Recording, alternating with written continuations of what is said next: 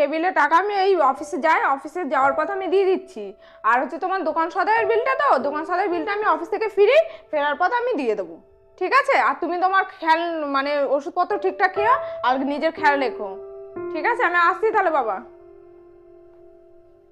ঠিক আছে মা, সাবধানে যাস তাহলে। বাবা বাজার নিয়ে চলে এসছি।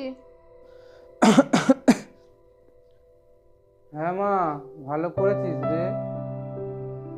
সবকিছু তো তোর উপর দিয়েই যাচ্ছে, সব দায়িত্ব তুই পালন করছিস। তো মেয়ে হয়ে পুরো ছেলের মতনই আমার কাজ করছিস। তোর মতন যাতে মেয়ে ঘরে ঘরে হয় মা। তুই তো মা লক্ষ্মী। তুই যদি না থাকতিস যে আমার কি হতো। তুমি ওইসব ছাড়ো তো বাবা, তুমি ঠিকঠাক ওষুধপত্র খাও আর নিজের শরীরের যত্ন নাও, এত কিছু তোমাকে ভাবতে হবে না, ঠিক আছে?